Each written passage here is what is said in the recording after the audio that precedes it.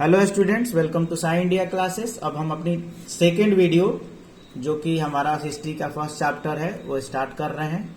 और पिछली वीडियो में हमने देखा था कि आखिर सबसिस्टेंस क्राइसिस क्यों हुआ था और 14 जुलाई 1789 को आखिर जेलर को क्यों मारा गया और वहां पे क्यों लोग इकट्ठे हुए। अब मेरी बात ये थी कि ये आग तो लगी थी और इस आग को भड़काने में 2-3 लोगों का नाम था, क्योंकि पूरी भीड़ ऐसे इकट्ठा नहीं हो जाएगी। जैसे हमारे देश में कुछ नेता हैं, जैसे राहुल गांधी हैं, केजरीवाल हैं, मोदी हैं। ये लोग क्या करते हैं, अपने समय समय पे अपने फायदे के लिए लोगों को उकसाते रहते हैं और हमले करवाते रहते हैं। आम पब्लिक जो होती है ना, बेचारी भोली भाली होती है। सिमिलरली वहां पे भी इस जो यह हुआ था, बगावत हुई थी फ्रांस में, उसको करने के लिए 2-3 लोगों ने बड़ा रोल अपनाया। उसमें सबसे पहला नाम आता है जिसका नाम था जॉन लकी। जॉन लकी जो थे, इनने एक बुक भी निकाली थी। उस बुक का नाम था two treatises of government. Two treatises of government मतलब गवर्नमेंट की 2 ट्रीटीज के बारे में बताया था। इसमें इनने ये बुक निकाला था और इस बुक में बताया था कि ये जो मोनार्की सिस्टम है, ये मोनार्की सिस्टम खराब है। मोनार्की किसे कहते हैं? जो चर्च में काम करते हैं, मोनार्क कहते हैं। वो सिस्टम इन्हें बताया कि ये खराब है। दूसरा जो लीडर था भड़काने वाला, उसका नाम था जॉन जैक्विस रोसिया। इससे अच्छा हमारे यहां इंडिया में मोहन सोहन रहता है, ठीक है। इसने भी एक बुक निकाली। इसकी बुक का नाम था the social contract. The social contract. इसमें इनने बताया कि जो पावर है उसको डिवाइड कर देना चाहिए, पावर को शेयर कर देना चाहिए, और एक ऐसा सिस्टम बनाए जिसमें नेता जो है लोगों की सुने, ठीक है, लोगों को सुना ना दे। मतलब पहले नेता लोग थे वो लोगों की सुनते नहीं थे। अभी आगे देखेंगे कि कितना क्या हुआ था। आम कॉमन लोग को ये लोग कैसी वैल्यू देते थे, हम आगे पढ़ने वाले हैं। तो इनने कहा कि एक ऐसा सिस्टम होना चाहिए जिसमें नेता लोगों को सुने। तो पहला जॉन लकी जो अपनी बुक निकाली टू ट्रीटीज ऑफ गवर्नमेंट। तीसरा था जॉन जैक्विस रोसिया। ये क्या करता था, इसने द सोशल कॉन्ट्रैक्ट नाम की बुक निकाली और इसमें बताया कि ऐसा गवर्नमेंट बनाइए जिसमें नेता लोगों की सुने, ठीक है, और पावर को डिवाइड करे। और तीसरा एक और फिलोसफर था जिसका नाम था मॉन्टेस्क्यू। ये क्या था, इसने बोला कि पावर को डिवाइड कर दीजिए। पावर आपने पढ़ा, हमारे इंडिया में भी देखोगे कि 3 टाइप की पावर रहती है, एक लेजिस्लेचर, जुडिशरी और एक्सिक्यूटिव। अब इसके बारे में हम आगे आपको बता देंगे कि लेजिस्लेचर क्या होता है, जुडिशरी और एक्सिक्यूटिव। लेजिस्लेचर क्या होता है, वो रूल को बनाता है। जैसे हेलमेट पहनना अनिवार्य है, ये सांसद में बिल पास होगा, इसको मोदी जी लोग बनाएंगे और जितने भी हमारे मंत्रिमंडल है वो मिलके बनाएंगे, ठीक है। और दूसरा होता है जुडिशरी कि दूसरा होता है एक्सिक्यूटिव कि आपने रूल तो बन गया कि हेलमेट पहनना चाहिए। अब तीसरी चीज ये है कि भाई हेलमेट पहनना चाहिए, तो हेलमेट पहनना चाहिए तो वो कौन देखेगा कि फॉलो हो रहा है कि नहीं? तो उसको देखेगा एक्सिक्यूटिव, पुलिस, आईपीएस अधिकारी, ठीक है, ये देखेंगे कि ये रूल फॉलो हो रहा है कि नहीं। और तीसरा होता है जुडिशरी, हाई कोर्ट, जो कि अगर रूल फॉलो नहीं हो रहा है तो उसको पनिशमेंट देते हैं, ठीक है। आई बात समझ में कि नहीं? तो ये 3 टाइप का पावर डिवाइडेड रहता है। पावर शेयरिंग हम पढ़ेंगे अपनी सिविक्स में, तो उसका डिटेल में और भी चीजें पता चलेगी। तो इसने मॉन्टेस्क्यू ने वही कहा कि पावर को लेजिस्लेचर, एक्सिक्यूटिव और जुडिशरी में क्लासिफाई कर देना चाहिए। अब ये तीनों के idea, John Locke, Jean Jacques Rousseau और मॉन्टेस्क्यू, इन तीनों के जो आइडियाज हैं इतने बढ़ गए, इतने पॉपुलर हो गए कि वहां चाय के दुकान से लेके और बड़ी बड़ी मॉल्स में इनकी बातें हुआ करती थी और लोग बगावत पे उतर आए।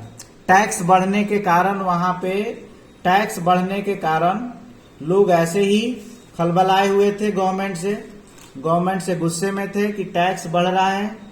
इसी कारण ठीक है ये सारी चीजें हुई। और आगे देखते हैं, थोड़ा सा ब्रेक लेते हैं। अब राजा को टैक्स बढ़ाना था और सरकार भी चलानी है, लेकिन राजा ओनली किंग के पास इतनी पावर नहीं थी कि वो टैक्स को इंक्रीज कर ले।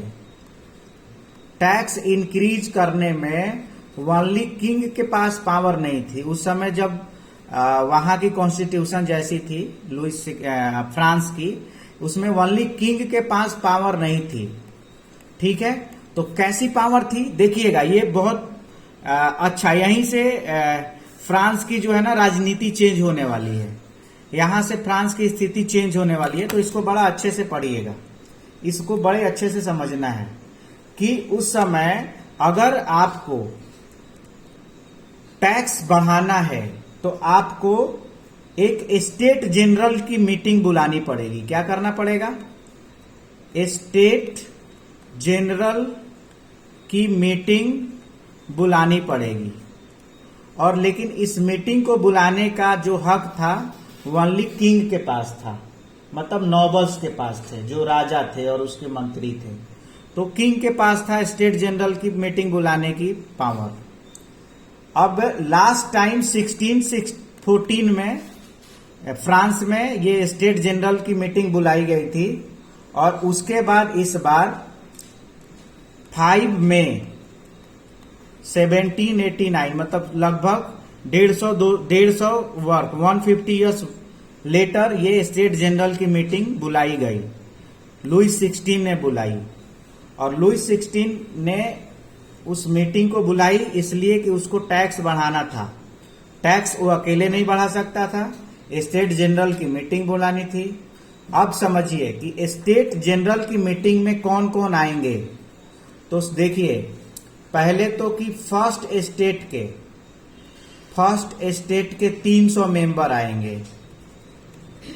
स्टेट जनरल की मीटिंग में 300 member of first state, second state के भी 300 मेंबर्स आएंगे, और जो थर्ड स्टेट था, थर्ड स्टेट के 600 मेंबर्स आएंगे।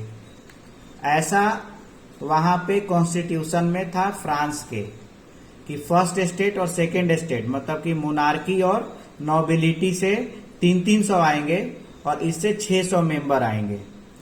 ठीक है, 5 मई 1789 को, ठीक है, वर्साइल हॉल में, वही जो वर्साइल पैलेस था ना, जो पैलेस था वर्साइल पैलेस, उसी के हॉल में, जिस पैलेस के लिए मैंने बताया कि उसके मेंटेनेंस में बहुत सारा पैसा खर्च होता था, उसी वर्साइल हॉल में ये मीटिंग, स्टेट जनरल की मीटिंग बुलाई गई। अब देखिए उस मीटिंग के बारे में चलते हैं और मैं बताता हूं कि इस मीटिंग में हुआ क्या।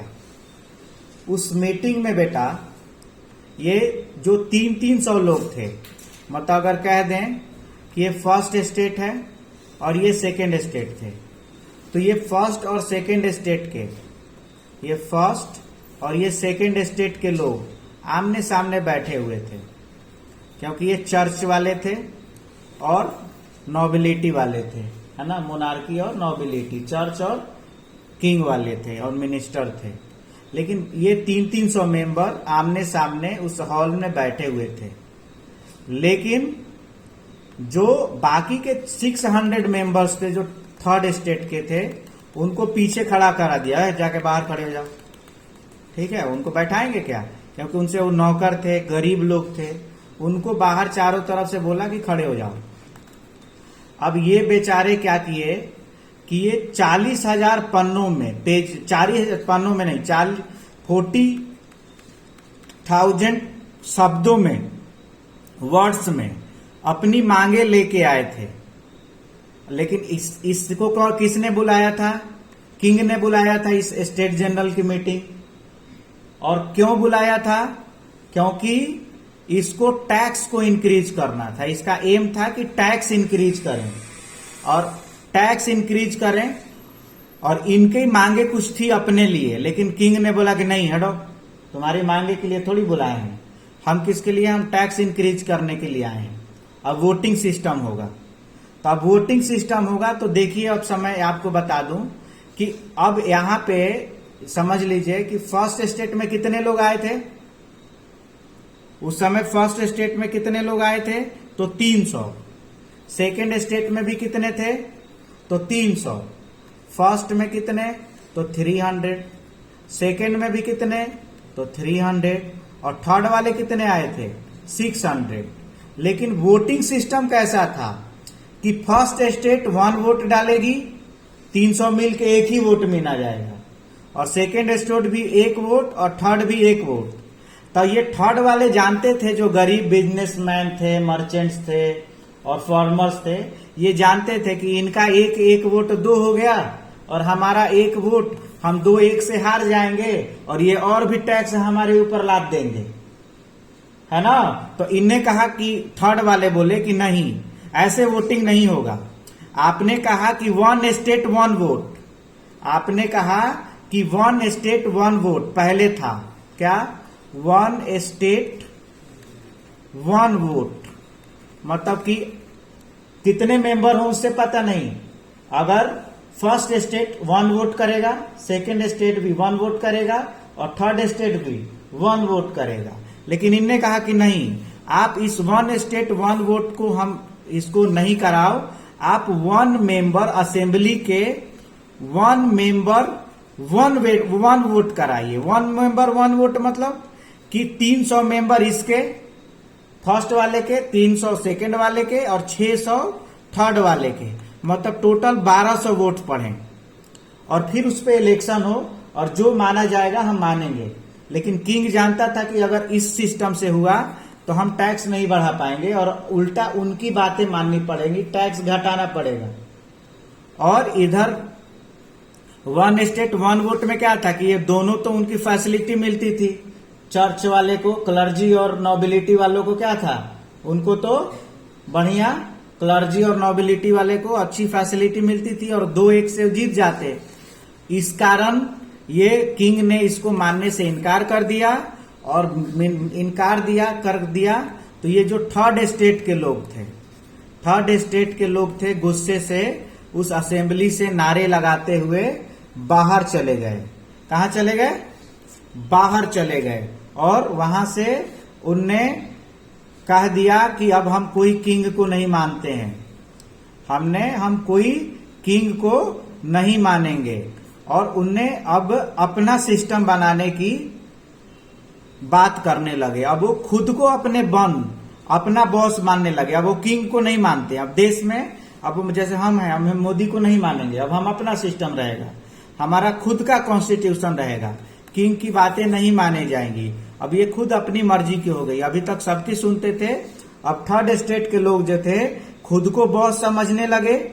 और 20 जून 1789 को उनने वर्साइल के इंडोर टेनिस कोर्ट में, वर्साइल जो पैलेस था के इंडोर टेनिस कोर्ट में इकट्ठे हुए, और टेनिस कोर्ट में इकट्ठे होके खुद को नेशनल असेंबली घोषित कर दिया।